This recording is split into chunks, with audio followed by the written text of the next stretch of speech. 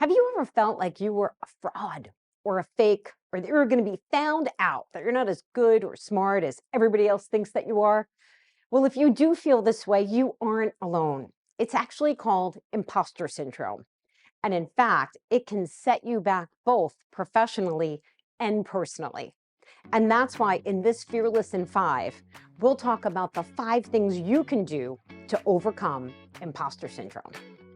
Number 1, stop being a superhero all the time.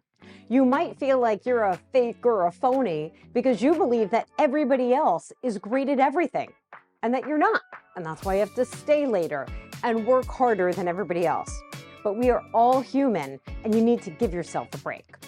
Number 2, put an end to being a perfectionist. You don't need to give yourself a 100% or an A+ on all of the work that you do.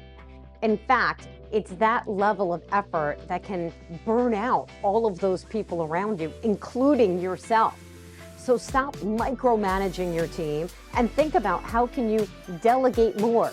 Get started when you feel like work is at 80% rather than waiting until it's at 100%. And just know that there's more work to do and that you can iterate to make it better and stronger. Number 3, don't do it all alone.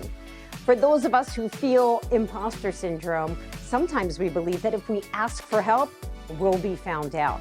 But the reality is people love helping each other. In fact, there are more people who die every year by drowning trying to save a stranger than getting eaten by a shark.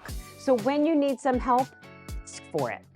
Number 4, stop telling yourself that you need to be a little bit older, or you need that certification or a specific level of expertise before you can get to the next level.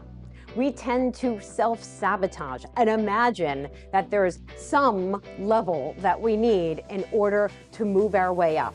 Stop being the scarecrow from the Wizard of Oz and believing that you need a certificate of thinkology before you can have a brain. Take that leap and go for it. And number 5, catalog your achievements and celebrate all that you've done. Don't just focus on the big things. It's every little step that's giving you positive momentum along the way. And then take some time each week to take a look at what you've captured. I promise you it will give you some pep in your step.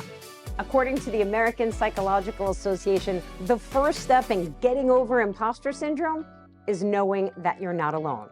So here you are. You're already on your way. And to learn more about how you can be fearless at work and in life, check out Wet Cement at wet-cement.com.